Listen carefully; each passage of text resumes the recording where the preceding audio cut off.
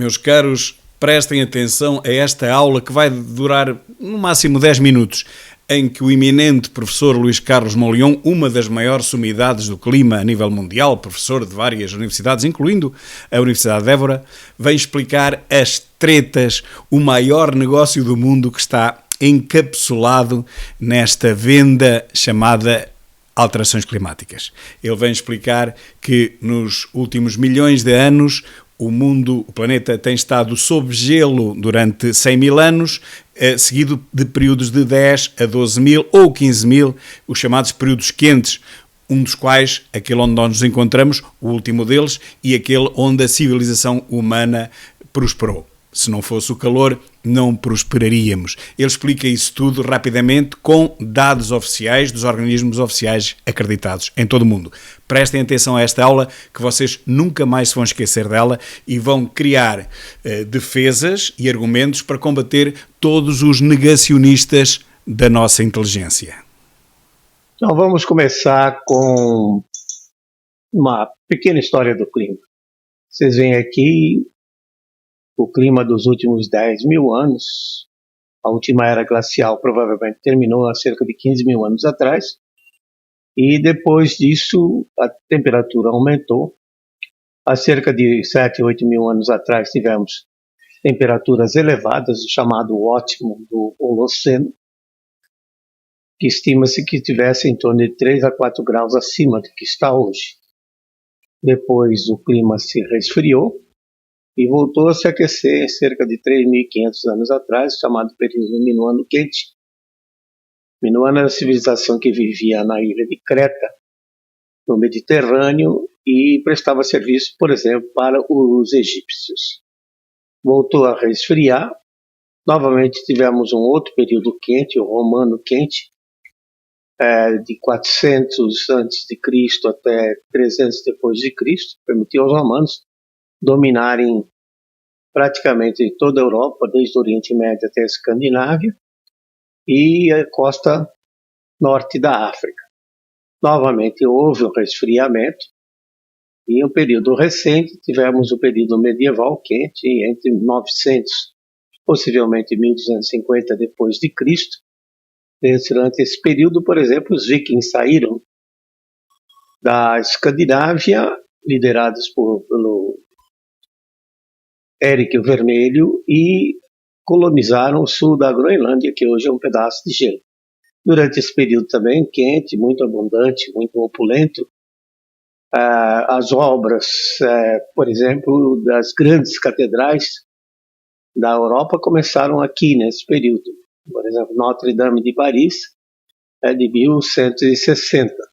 Também as artes se desenvolveram nesse período, porque a agricultura era farta e tinha muito dinheiro correndo. Passou por um período, a chamada Pequena Era do Gelo, de aproximadamente 1350 até o início do século XX. Foi um período de frustrações de safra, porque o período de crescimento das plantas encurtou em face de os invernos terem diminuído em termos de extensão de tempo.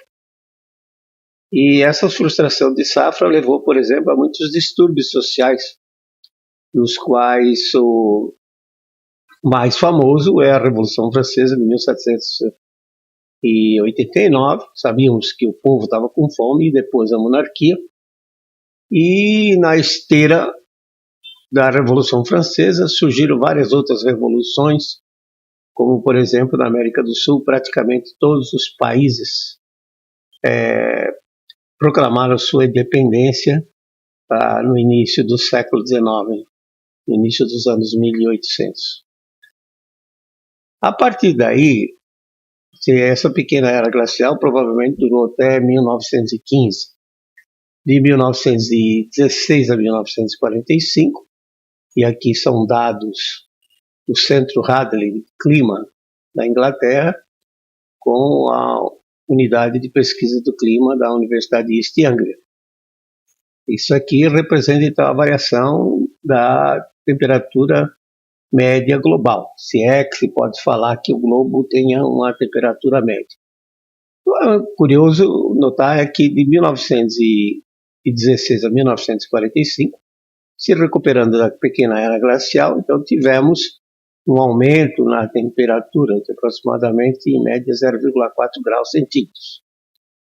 Aqui é difícil atribuir esse aumento ao gás carbônico, como quer o IPCC, ou seja, a emissão de gás carbônico na atmosfera aumenta o efeito estufa e, por sua vez, aumentaria a temperatura do planeta. Aqui é difícil você atribuir a concentração de CO2, porque nesse período praticamente o homem quase que não consumia petróleo e carvão mineral para geração de energia elétrica, por exemplo, e a temperatura subiu naturalmente.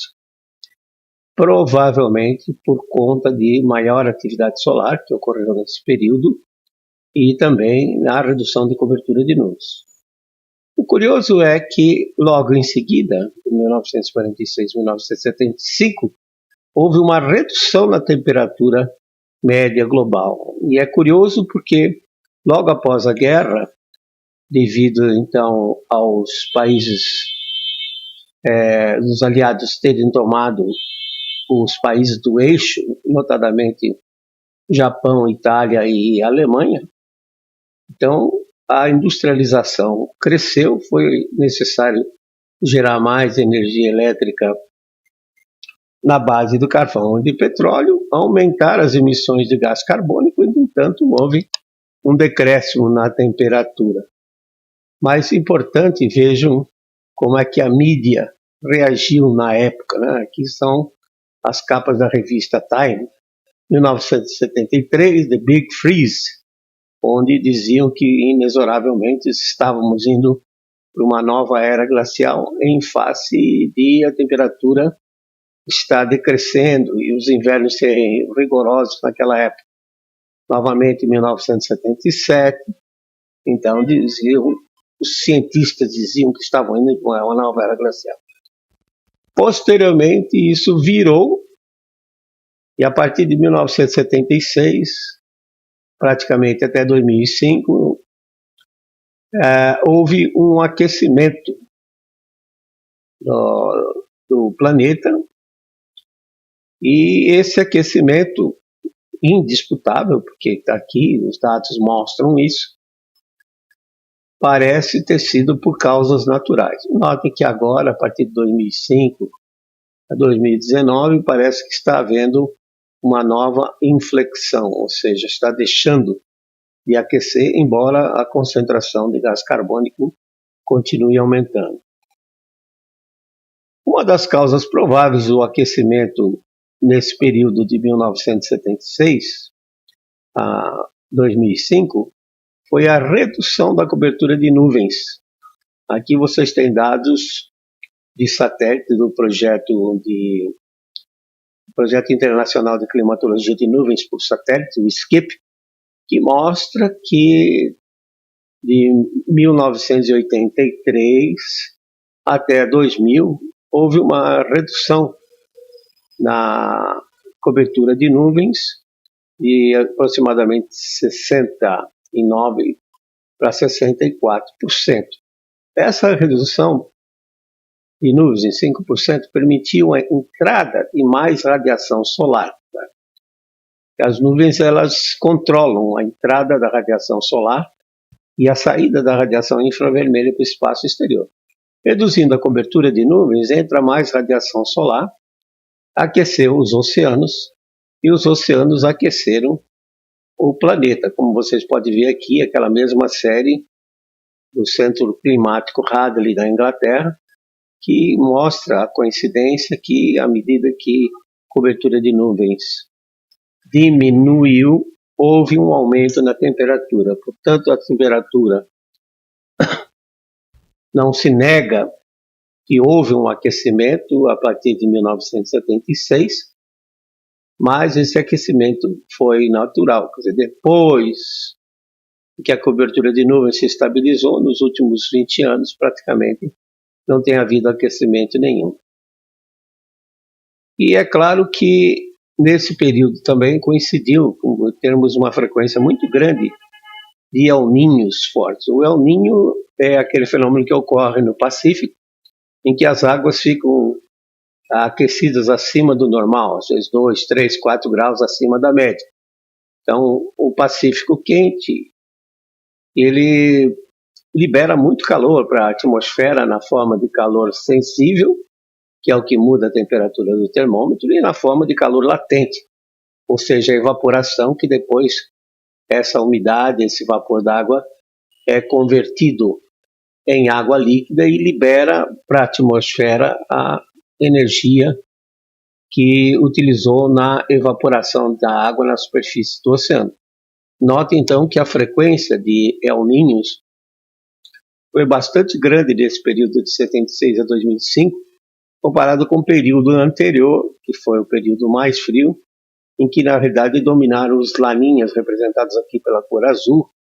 Laninha seria o contrário, o resfriamento. Então, a alta frequência de El Niños fortes, de 1976 a 2005, pode ter contribuído, juntamente com a redução da cobertura de nuvens, para aquecer o clima do planeta, ou seja, um aquecimento natural e não provocado pelas emissões humanas de CO2. Espero que tenham gostado desta explicação simples e rápida do professor Molion sobre o que se tem passado no clima nos últimos 10 a 15 mil anos. Realmente o clima esteve sempre mais quente do que agora, só que realmente nos últimos anos tem havido um crescimento que também está a ser já neste momento combatido. Aproximam-se 1 ou 2 décadas de tempo mais fresco, porque, e vemos isso a seguir, porque o Sol está a radiar menos energia, está num mínimo chamado mínimo solar, mas disso falaremos no próximo vídeo. Portanto, nos próximos anos não se espera calor, mas sim uma temperatura mais amena.